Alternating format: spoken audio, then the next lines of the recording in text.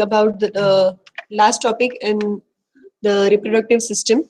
Now, I want you all to know that uh, I have already uploaded one quiz on Google Classroom.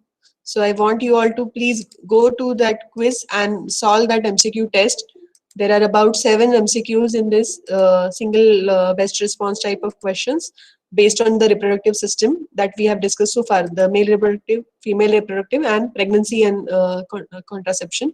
So please, all of you go and check that test today after the lecture, because the test will not, you will not be able to submit it after 2 p.m. Okay, so all those who are here, please remember that you have to submit the test before 2 p.m. today. Okay, so now we will be discussing the new topic of pregnancy test.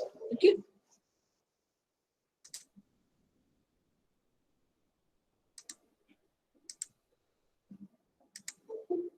so what are the pregnancy tests basically? These are,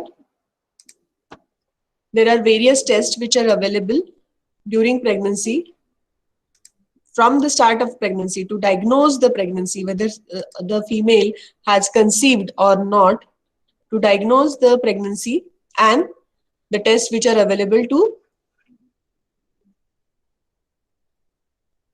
for during the pregnancy, to check whether the mother and fetus are well. Okay, so that is called as test available for diagnosis of the pregnancy, number one, and number two is test available for fetal and maternal well-being. Okay, so we will be discussing about the tests which are there for diagnosis of pregnancy.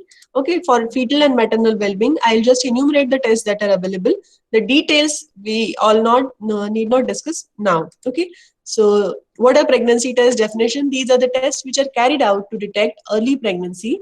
These are called as pregnancy test. Okay, what are the indication for early detection of pregnancy? So that the female or the couple comes to know that the female has conceived, and they can start the proper ANC care, antenatal care of the female.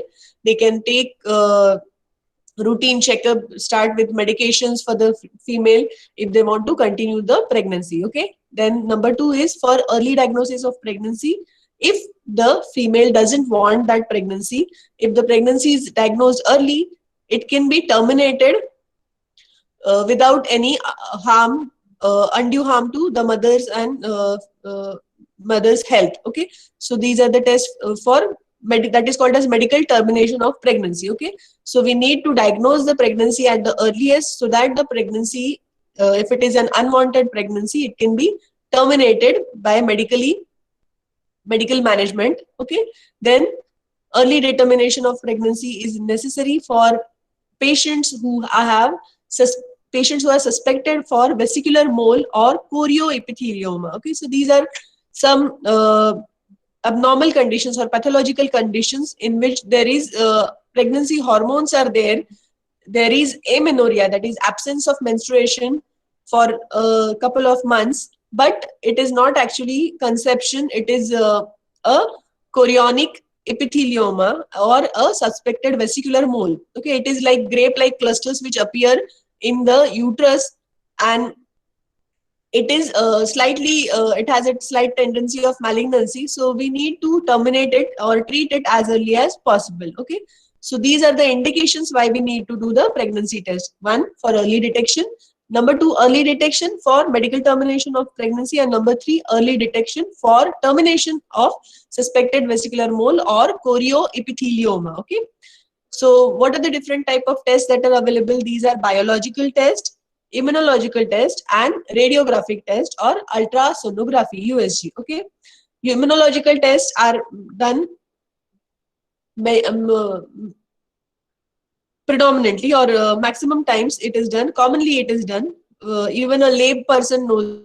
is done by So let's discuss about the pregnancy test. These are for diagnosis. We can have blood test. Other tests that are there is blood test, for testing for the serum levels of hormones like beta HCG. Okay, the beta subunit of human chorionic gonadotropin hormone. Then estrogen level during the pregnancy, it is increasing. So that hormonal level of estrogen, progesterone, the main hormone of pregnancy, then luteinizing hormone and FSH level. If all of them are in the pregnant range, then it is a confirmed for diagnosis of pregnancy. Okay, then urine test is, as we said, it is for the beta subunit of human chorionic gonadotropin, beta HCG. And ultrasonography or radiographic test is to confirm what else you can know apart from diagnosis of pregnancy. Ultrasonography is very, very important and done commonly nowadays to confirm the site of implantation, whether the implantation is actually in the uterus or it is in the tubal implantation or some abdominal implantation. Okay, so this to confirm whether the implantation is normal or abnormal, then to check whether the fetus is viable, that means there is fetal heart beating has started or not, whether the fetus heart is active and beating. Okay, and then to determine the gestational age, calculating the size of the fetus is taken depending on the various diameters, the crown rump length, that is called as CRL, the crown rump length, or the uh, head diameters of the head, the different diameters of the head, and even the length of the femur. All these are measured on the ultrasonography scan, and that is correlated to the expected gestational age. Okay, how many weeks the fetus is.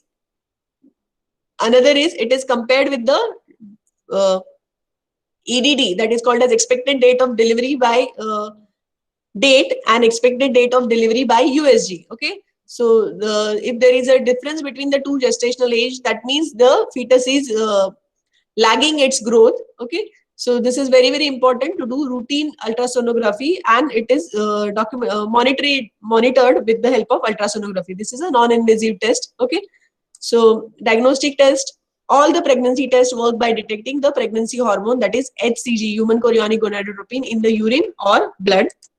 So let's discuss a bit about the human chorionic gonadotropin. HCG, it is secreted by the placenta, mainly in pregnant females. Okay, it is a glycoprotein type of hormone. It contains galactose and hexosamine.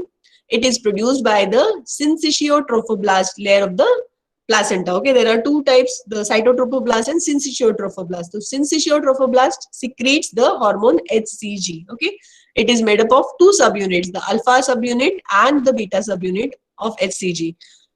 It is measured by radioimmunoassay technique. You must have learned about this in biochemistry. Okay, radioimmunoassay is done for different hormones level in the blood. Okay, so detected by radioimmunoassay in blood, beta unit is detected as early as 6 days after conception. Okay, so say on 14th day, if the female has ovulated and there has been a sexual intercourse on that day itself, so after 6 days and the conception has the fertilization has occurred, so after 6 days, that means on 20th day of the cycle itself, you can detect the beta HCG subunit in the blood of the pregnant female. Okay, so it is as early as that. Okay, just 6 days after conception, the beta subunit is measurable in blood and it can confirm the diagnosis of pregnancy. Okay, then its presence in urine is detected slightly later. Okay, 14 days after the conception, sorry for the misprinting here, 14 days after the conception, the beta HCG level in the urine is significant, so that it can be picked up by the urine pregnancy test kits. Okay, but important is HCG is the hormone is not specific for pregnancy. Okay, this hormone can be secreted by some gastrointestinal as well as other tumors in both sexes. Okay, HCG hormone is secreted in small quantity by some GIT and other tumors in both males and females. So it's another use of HCG level is as a suspected tumor marker also. Okay, so please note this point. Okay, so now let's come to urine pregnancy test. These are the immunological test. What is done? So there is this stick urine pregnancy test kit looks like this. Okay, there is a well here. Okay, this is a small well. It can accommodate 2 to 3 drops of urine. Okay, and this is the site where you have to read the test. Okay, what is done is preferably the early morning sample of the urine is collected. Midstream urine is sample is collected. That means initial part of the urine, the initial few ml is discarded. Then the middle part stream of the urine is collected, and from that about 2 to 3 drops of urine are placed into this well. Then this is connected to this reading part. Okay, so the urine will drip down and it will diffuse through this column. So once it diffuses here, there is the pink line which appears. Okay, this pink line stands for control. Okay, that means the sample that is placed here is actually urine. That will be confirmed that this is urine. Okay, and then if the female is pregnant or not, that will be confirmed after 4 to 5 minutes. If there is another pink line which appears here. Okay, it is mentioned T here. Okay, C for control for the first pink line that appears, and the second line, that is T, that is the test. Okay, so if there are two pink lines appearing after 10 minutes in this kit, it means that the female is pregnant. If there is single pink line after 10 minutes, that means the female is not pregnant. Okay, and if the control line doesn't appear, that means there is some problem with the kit. We need to redo the test. Okay, so C stands for control. That line should always appear as pink. Then only the test is valid, or it can be red. Otherwise the test needs to be repeated. Okay, and if there are two pink lines here in both the control C and the test T, then it means the test is positive. The female, this is basically testing the beta HCG subunit level in the urine. If the beta subunit is present in the urine, beta HCG, the test will come as positive. Okay, so this is how the urine pregnancy test is done. It is an immunological test. What is the advantage of the immunological test? These are reliable and it is very, very quick. Okay, just 10 minutes the test is done and you will come to know whether the female is pregnant or not. Okay, however, there is a chance of high false positive test. Okay, what does it mean? False positive means the test comes as positive, but the female is not pregnant. That means it is false positive test that can appear in patients with choriocarcinoma and vesicular mole. Okay, so these are the tumorous condition. Okay, in which there is beta HCG levels are increased in beta HCG is secreted in blood and urine, but the female is not pregnant. Okay, so this is high false. There is a false positive test also because of these two conditions. Okay, then how early can we diagnose it? We have discussed the earliest diagnosis of pregnancy can be made as early as 8 to 9 days after conception, as HCG is detectable in maternal blood by that time. Okay, then what are the other pregnancy tests? We have discussed about the immunological test, the ultrasonography, the uses of ultrasonography. Early ultrasonography can be done after the pregnancy test is positive. Then usually the physician send the female for ultrasonography. Ultrasonography is done to see whether the pregnancy is actually implanted in the uterus, how much is the size of the product of conception, whether it is viable, whether the fetal heart rate activity has appeared or not. Okay, so this is done in the first scan. Then there are repeated scans which can be done, or ultrasonographic scan which is done at different intervals of pregnancy. These are the tests for fetal and maternal well-being. Okay, what are the tests for that can be done for fetal and maternal well-being? Again, there are different hormone levels that can be done during pregnancy to confirm whether the pregnancy is supported properly. Then second is doing ultrasonography to see whether the fetal growth is normal and as expected, to calculate the gestational age of the fetus. Then to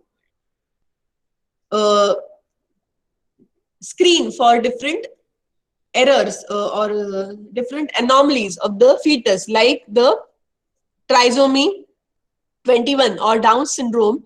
the nuchal scan is done. That means the neck thickness of the fetus, the posteriorly below the cervical, in the cervical vertebra, how much is the thickness of the neck? That is called as the nuchal scan. Okay, it is done in early pregnancy at around 11 weeks, 11 to 13 weeks, to see whether there is, if the nuchal scan is abnormal, that means there are high chances of trisomy.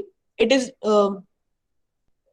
then we can advise further tests like the multiple marker test. Okay, alpha fetoprotein is another protein which is diagnosed. Then beta hcg, estrogen, progesterone, all these levels are done to confirm whether there are chances of trisomy. Then other tests which are there for maternal and maternal well-being are amniocentesis or chorionic villus biopsy. Okay, so these are the different battery of tests which are available to be done during pregnancy to see whether the fetal growth and maternal well-being is optimum. Okay, so that's about pregnancy test. Now we move on to the next topic, that is semen analysis. Okay, what is semen analysis? The semen analysis or the seminal fluid analysis reflects the events and functions of testes and the accessory sex organ of the male. Okay, the examination of the semen is required to test for the male infertility. Okay, the 5 ml, about 5 ml of the semen sample is collected from the person and it is subjected to different tests, so that we come to know whether there are adequate number of sperms available, the sperms are actually properly motile and not, their morphology is checked. Okay, what is done is a fresh specimen of semen is liquid when it is ejaculated, but it clots immediately in vitro. Okay, so after a few minutes it will clot. That is why we need to examine the semen sample 15 to 20 minutes after ejaculation, during which the fluid undergoes secondary liquefaction. Okay, so it should be examined 15 to 20 minutes later on. Okay, what is done? A sample of semen is collected after 3 to 4 days of sexual abstinence, so that the number of the sperms in the semen and the quantity of the semen will be adequate for examination. Okay, so the person is advised to abstain from sex for 3 to 4 days prior to obtaining the semen analysis sample, and then the sample is collected in a dark room by masturbation, and the sample is examined for the color. Normal sample will have a white and opalescent color. Then the specific gravity of the normal semen is about 1.028. The pH of the semen is 7.35 to 7.5. Average volume should be about 2.5 to 3.5 ml per ejaculate. Okay, the count is number of sperms in the semen should be about 80 to 120 million per ml of the sample. Motility, almost 100% of the sperms in the semen sample should be motile optimally. Okay, if there is more than 80% of sperms having normal morphology, then 100% of them should be motile. Okay, then reaction of the semen, it is slightly alkaline, as you can come to know from the pH 7.35 to 7.5. Sperms get rapidly immobilized in an acidic medium. Okay, then the volume of the semen and sperm count, it decreases rapidly with repeated ejaculation. Okay, so we have to ensure that the person should be abstaining from sex and single ejaculation is tested. Okay, 50% of the men with count of 20 to 40 million per ml, and essentially all of these with count less than 20 million per ml are sterile. That means they are not able to conceive naturally. Okay, so in them they will need the treatment for infertility. They will have to take certain drugs, or certain behavioral modifications are suggested to them, so that the sperm count increases. If not, then the artificial insemination can be done. Okay, so 50% of men with count of 20 to 40 million per ml, and essentially all these with count less than 20 million per ml are sterile. Okay, so that is about the pregnancy test. Now we will be discussing about menopause in brief also.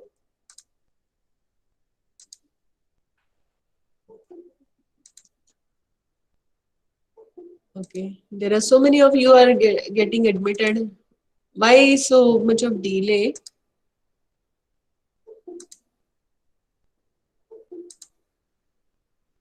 I am already halfway through the lecture. This was a very small topic. I don't understand why there is such a, so much of delay here in joining the meeting. We usually wait for 5 minutes so that all of you join here. Now I don't understand why so many people are coming at us all of a sudden.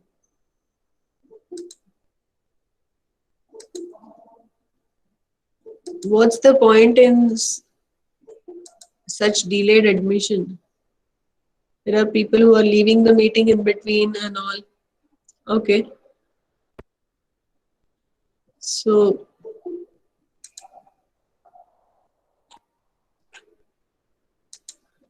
I will once again like to announce that I have uploaded one quiz MCQ test on the group Google Classroom. All of you should please go and check for that Google Classroom. Okay.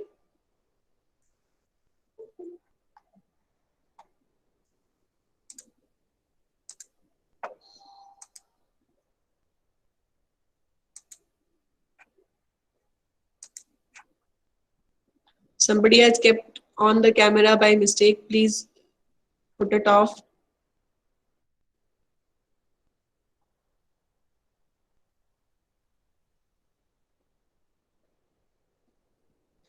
Can you see the screen?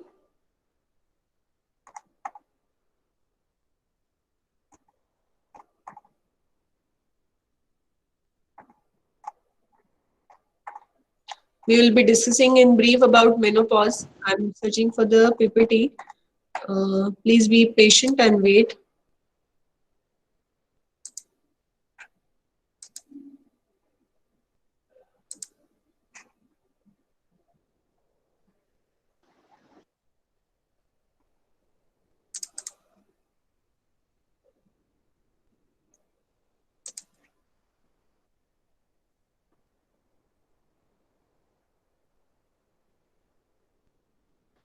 I would like to revise about the in vitro fertilization that we have discussed previously, because that is also a new topic which you all should know. We have discussed about infertility in our previous lecture, and along with that we discussed about the in vitro fertilization. So I'll just go back to the infertility slides. Okay.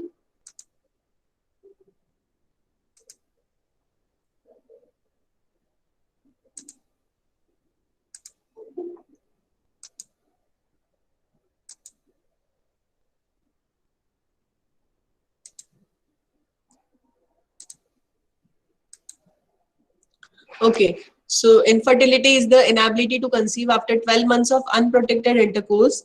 Rate of infertility, it is about 14% of women. That means 14 women out of 100 women between the age 15 to 44 are unable to conceive after 12 months of unprotected intercourse. There is age-related decrease in the fecundability, which begins at about 35 years of age, with a marked decrease after 40 years. Okay, so the chances of getting infertility are more after 35 years of age, and even more after 40 years of age. Okay, now the problems could be in both the male and female partners. Okay, so we need to investigate or examine both of them. 25% of the cases it is seen that the couple is infertile or unable to conceive because of the problems in the male partner. 58% of the cases it is seen that the couple is unable to conceive because of problems in the female partner, and 17% of cases are there in which there is unable to conceive even after no problem in either of the partners. Okay, causes in women, either it could be because of the decrease in the level of FSH, LH and estradiol with or without increase in prolactin, polycystic ovarian syndrome where there is high testosterone levels, ovarian failure which is characterized by decrease in the estradiol, increase in FSH. Okay, then what are the tests to be done to confirm the ovulation? We have discussed about this. Then there could be problem in the uterus or the outflow tract abnormality like the septate uterus or bicornuate uterus, where there is problem in the there is conception is proper but the implantation or the fertilization is proper but it doesn't get implanted properly because of the outflow uterine abnormality, or there is some outflow tract abnormality which hinders the sperm from getting into the fallopian tubes. Okay, then problem in the fallopian tube itself, the tubal disease, like most commonly pelvic inflammatory disease or endometriosis or tuberculosis or chlamydia of the tube.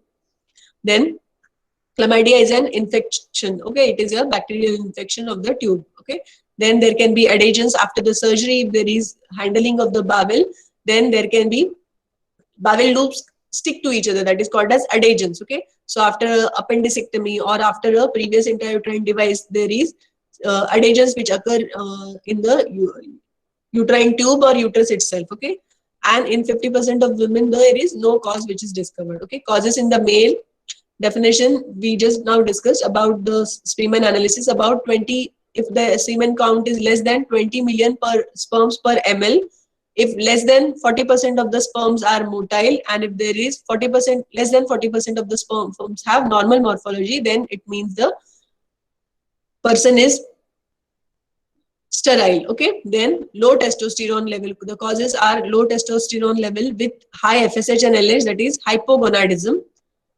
So that means the testes or the gonads are not working properly in spite of proper hypothalamo pituitary axis.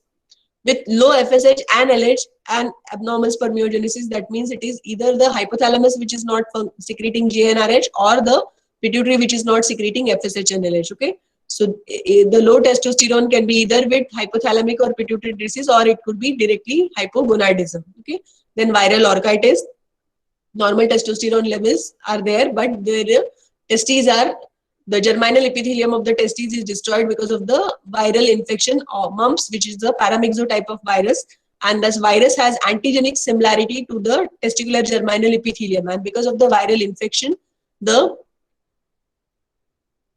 autoimmune disease like occurs, and there is destruction of the germinal epithelium in the testes, so the person may become sterile or impotent. Okay, then STDs, like the sexually transmitted diseases like gonorrhea, syphilis, AIDS, all of them can give rise to male infertility. The treatment of person for malignancy, like the chemotherapy, drugs, or radiation therapy, can also destroy the germinal epithelium, so the person may become sterile. Okay, anabolic steroid abuse.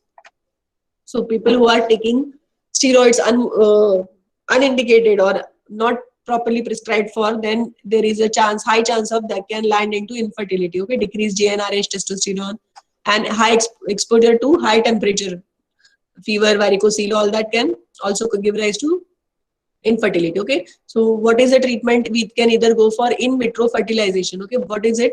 In vitro means the fertilization is done outside the uterus. Okay, in vivo means within the body, and in vitro means outside the body. Okay, IVF, in vitro fertilization, stands for fertilization is done outside the uterus, and then, or it is commonly known in the layman's term as test tube baby. The baby is not grown into, the entire baby is not grown in a test tube. It is only the fertilization is the process of conception, or fertilization is done in the test tube. The ovum is taken out, the sperms are taken, and they are made to conceive, or the conception or the fertilization occurs in the tube, and that fertilized embryo or the blastocyst is transferred back into the mother's uterus. Okay, that is implantation. So success in vitro fertilization is about 25% of live births. Okay, so out of 100 in vitro fertilization cases, 25% can get a baby. Okay, then large dose of human chorionic gonadotropin, it's the main hormone of pregnancy, is given to the mother, the female who is expecting, to before ovulation. Okay, it is given so that there will be proper multiple ovulation will occur, and out of those multiple mature Graafian follicle, these are taken out. Okay, so the oocyte which is mature, it is taken out 34 to 36 hours after the HCG and before the natural ovulation. So before natural ovulation occurs, from both the ovaries, the oocyte is taken, that is called as oocyte retrieval. Usually about 15 to 18 oocytes are taken in from both the ovaries, because of usually there is not so many, normally in a normal ovulatory cycle there is just one ovum which will be released from the each one of the ovaries.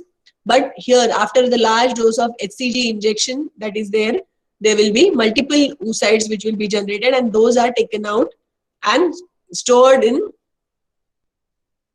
low temperature. Okay, then insemination. For what to do, what is the next step? The sperm sample is collected from the male partner. It is washed, and by column chromatography, it is treated by column chromatography. Each of the egg is inseminated with about 15 to 3,000, 50,000 to 3 lakh sperms. Okay, the oocytes that we have taken, that is made to, it is inseminated with about 50,000 to 3 lakh sperms, and then we see if there is fertilization has occurred. Okay, if there is appearance of pronuclei in the egg cytoplasm by about 16 to 20 hours, that means there is fertilization has occurred. Okay, so success rate of artificial insemination is about 50 to 80%. Cases there is insemination gives rise to a conception. Okay, then after that, this product of conception are made to grow in the tube itself and in a favorable environment, and then that embryo is transferred or implanted in the womb or uterus. Okay, 3 to 4 embryos at about 4 to 8 cell stage or fewer at blastocyst stage are placed inside the uterus, and it is supplemented with progesterone to support for the implantation and pregnancy. Okay, so that we have already discussed in the previous class. Okay, we discussed about contraception and fetal and neonatal physiology also. Now we just need to discuss about, in brief, about menopause. Okay, what is menopause? Menopause is the period during which the sexual cycle of the woman ceases and ovarian hormones fall to the minimal level. Okay, so we discussed about the sex determination, sex differentiation, then we discuss about pubertal changes, then we discuss about female reproductive system before pregnancy, we discussed about pregnancy, the delivery, and now coming to the last part, the closure of the female reproductive cycle, that is the menopause. Okay, it is the period during which the sexual cycle of the women ceases and the ovarian hormones fall to minimal level. Okay, cessation of the cycling is the result of presence of inadequate number of primary follicles.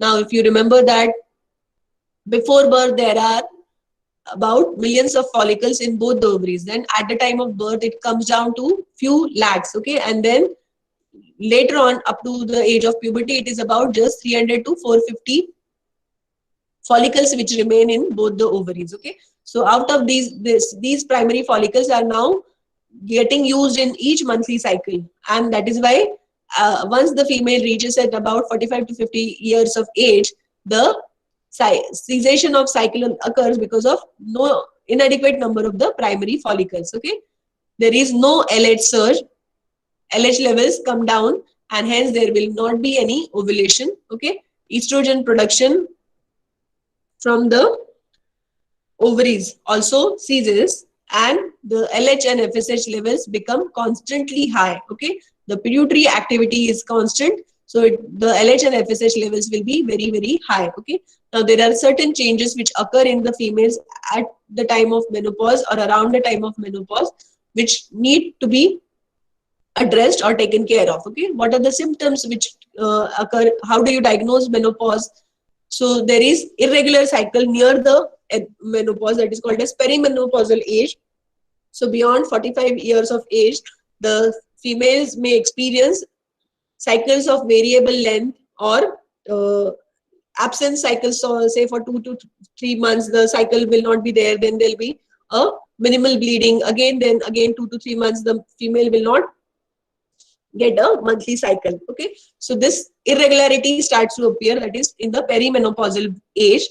Then there are other physical and psychological symptoms which are there because of lack of the absence of the normal level of estrogen and progesterone and high level of LH and FSH.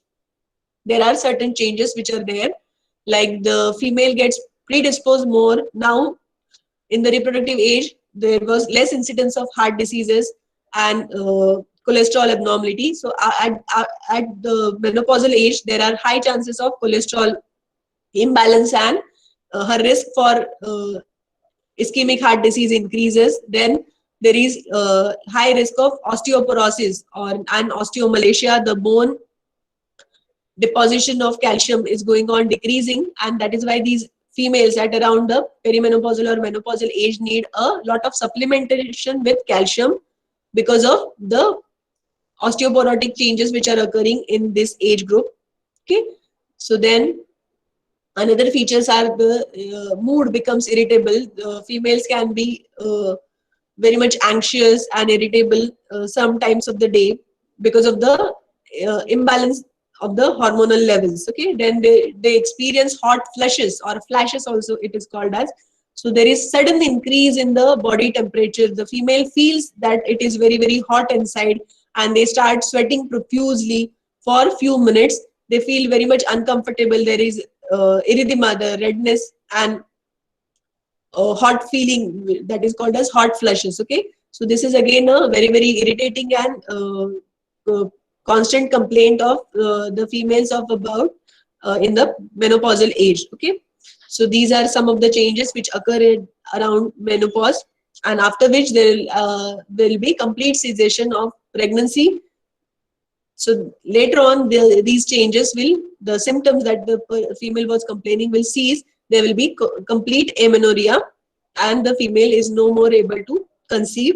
That is the closure of the reproductive life of that female. Okay, so that's all for now. Now I'm repeating all of you. Please go to the Google Classroom and solve the MCQ test. Okay. Please wait till the quiz will be open till 2 o'clock. So you all should go and check the quiz now. I am taking your attendance. Do not leave the meeting. If you have any doubts or questions or feedback, please feel free to share with me on mail or WhatsApp. I hope you all are studying. Ignore the news that is coming whether there will be exam or there will not be exam. You are a student of first year of MBBS, and you should know what is expected at the end of the year from you all. So whether there is exam or no exam, you should keep studying and get yourself updated rather than whiling away your time. Because once you join the this COVID, after this COVID thing ends and you join the college, you will be expected to know everything that is expected from a first year MBBS students. Okay, so there will not be any excuses that you were stuck in COVID and you did not study. So please, for your own sake, you have to keep studying. All the faculty is available on Google Classroom, and even you have our numbers. You can ask us any doubts, your problems. Feel free to share with us.